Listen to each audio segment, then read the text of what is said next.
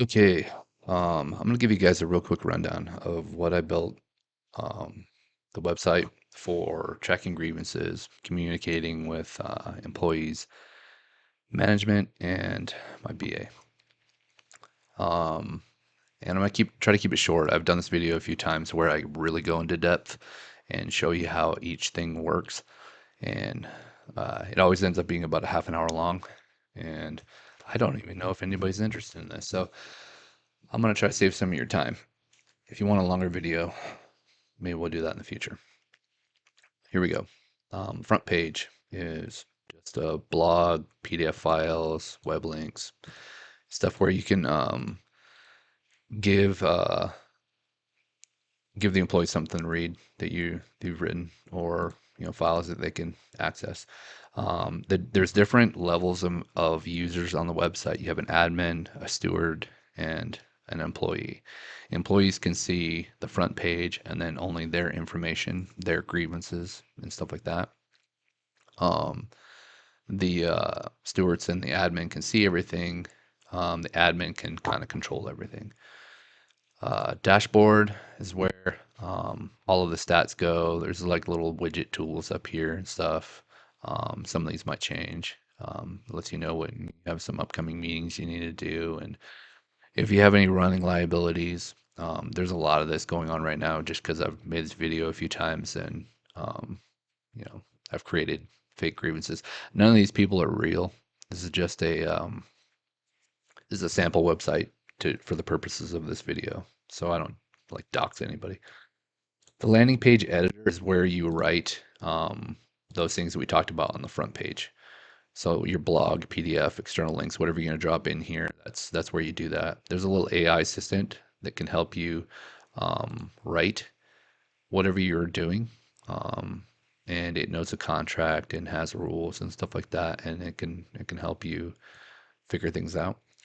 Um, Here are the sections where we enter new grievances and track the old ones that we've already filed.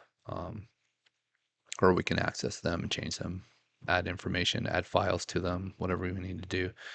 Um, all other grievances, that is a simple area where if if you create a new one, there's like a very simple calculator down here. Once I put a person in here, give me their pay rate and things that I can, add entries and stuff like that. Helps calculate pay and stuff like that that might be associated with like a guarantee date or something like that. Um, and then 9.5s and pay shortages, they have their own calculators inside them that are particular to those types of cases. So if you go into a pay shortage calculator, and let's click a part-time person here and random number, and they filed a grievance on it, say yesterday, and they reported the issue. The shortage has to be over 25 to matter, so we'll put 26. And let's say they reported it like a while ago, just so you guys see what the calculator does. It's not corrected yet. The shortage is a running liability. You could put a correction in there, and it'll just calculate up to that point. When you do the create case, come over here, and it's gonna populate all the penalties for you and then lay out each one with the dates, and then also put it on a calendar for you. So you can go back here and say, hey, they reported it on the 24th. You had 2 working days to resolve the issue. Then the following full pay period is a penalty if you don't fix it by that Friday. And then another one, and then another one. It goes up to 5 hours right here for a part timer. And you can see that it adjusted 5 hours instead of 4. And then it stays at that rate. So it does that for you, and you can click PDF right here and then generate a PDF, and then take that to your manager and show them all the things that they should resolve. Page order is cool. Those are complicated to figure out, and it really makes it easy. 9.5, same thing. There's a 9.5 tracker here. So like I'll give another one to Ricardo down here. So you can see right now we're at 1. Let's generate a new one for Ricardo. And again, we don't want a grievance number there. The week ending date, it doesn't matter what you click here. It's gonna be it's gonna give you the Saturday, you know, like the WR does, you know. So I clicked the 20th, but it gave me the 23rd. That's on purpose. Then the date they filed it, we already did that. If I click 9.5, it's not a violation. If I do 9.51, it is 10, 11. Let's just keep going up. Ew, gross. 12-hour day on a Friday. Um, and then, yeah, so it gives you the entire calculation here. Good to go. All the things. Create the grievance. Um, then when you create the grievance, again, Ricardo's now at 2. See? And then, you know, we can track our elevated meetings. Who needs to have that elevated meeting? Needs elevated meeting on elevated list. You can track that. This automatically changed to needs elevated meeting once you hit 4. Ricardo. So right here, this button doesn't do anything right now. No main document. That's because we need to come in here and attach a main document to it. And I'll just do that real quick with a random PDF. Boom, attach. Close. So you would take your actual grievance, scan it into a PDF file, have that, you know, waiting somewhere where you can attach it before you go and put all the information in. And then now when you click that, what? Wait, what?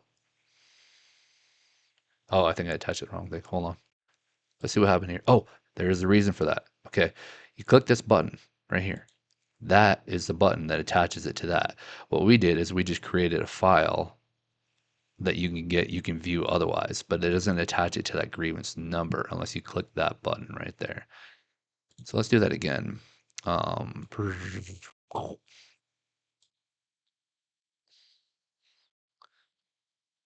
be like my sound effects. Yeah, so now it pulls up a PDF, and this is just a random PDF that, you know, it's not a real grievance file, obviously. Meetings. Meetings is awesome. Meetings is where we track everything. So you can see, I need a center level. This is a center level area. Um, and then this will be the local level area for any grievances that couldn't be resolved at center level. You would go and you bump them up. Once you've had a meeting at center level, there'll be a bump button on each one of those. If you don't resolve it, and then you can bump it up or you can move it back down, you know, as needed. And then you have panel level, and then this is where your elevated 9.5s get situated, you know. Has the grievance numbers that are attached to, like, you know, so you know exactly which grievances apply to that person's elevation meeting. Makes it a little easier. Meeting records is where everything goes once you've met on them. And then the AI will fire off an email for you, like super easy. You can make it professional, light touch, aggressive. Every time I make this video, I make it a professional, but let's do aggressive and just see what it looks like. Um, so these are all the ones that are super overdue. You know, these are, um, you know, some of these 7 days remaining before the 10-day deadline, right? So it's gonna let you know that, you know, that's a yellow or orange level, and these are red levels. So 55 days, you know what I mean, past the deadline. You know, obviously, hopefully that's not happening. You know, but if it is, then you can fire off email, and AI will just do everything for you. It'll write the email for you and put in all the grievance numbers and how late they are and all that stuff. And an aggressive tone, it's going to be snappy. It's going to be like, hey, why aren't you guys meeting on this stuff? You know, Teamster Local 104 is formally notifying UPS management of numerous outstanding grievances that demand immediate attention and resolution. The sheer volume and severity of these unresolved issues signify a pattern of unacceptable disregard. So it does not usually say that, this pattern of unacceptable disregard for UPS. I mean, like, it's now it's getting a little spicy. That's because we clicked the aggressive mode. Um, but yeah, so it's going to, I can't make this bigger. So if you look at Derek right here, it's saying he needs his elevated, his elevated meeting, and here are the grievances for that. But it tells you each one of the grievances that we need to meet on, and why, and it probably talks about the contract section that that says we're supposed to meet, in a timely manner. And then if it doesn't, you can come over here and say AI chat, and you can say, add in the contract section. Oh, you know what? Spelling or typing is not important because it is going to know what you're trying to do. Add in the contract section that tells when we should meet. Now, I made that kind of dumb on purpose. It's like it's not a lot of information for it to use. Let's see how well it does. Um, I should rewrite the whole email for us probably. Do. Yeah, Article 8 right there. Article 8. That's correct. It could have added in a section number 2. I think it's section 1. Yeah, 1B. Yeah, see, there you go. So yeah, it's pretty fancy. You sign that, change whatever you want, read it, because AI makes mistakes. I mean, I've seen it write the wrong section number for this exact same demo. So pay attention. Don't just trust the AI. It's not perfect at all. But yeah. Oh, yeah. So you would send that to your manager and your contacts up here, or whoever. You know what I mean? I send these every time we have a meeting, um, and it just helps keep us on track. My supervisor knows that it doesn't. It's just this is hey, this is me saying we need to meet by this time, and keeps everybody and what we need to meet on. Keeps us organized. Super cool, super cool. Um, and you send it to your BA. Obviously, if you have stuff that's 55 days overdue, you send it to your BA, and he'll send it to the labor manager, and then your supervisor is probably going to get another email.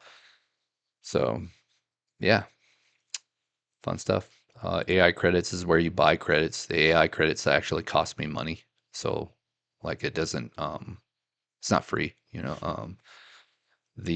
but everything on here you can do without AI easily.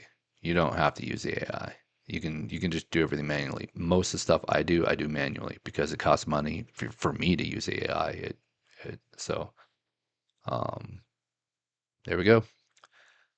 Kept it under 15 minutes for you. That's the website. It's what we built, and I've got it almost to the point right now where I could let other people into it and um, you know, sell you guys your own version of it. It wouldn't be very expensive at all for what you're getting, I don't think. But it cost me money to build it, and it cost me money to run it. So there will be an expense for whoever finds value and wants to use it. But there you go. Or hey, another option. I don't code. I don't do anything. I don't know how to do this stuff. I just went on Replit and I built this. Um, so you watch YouTube and build your own and have your own uh, better version of this if you want. Just letting you guys know what's possible. And cool. Bye.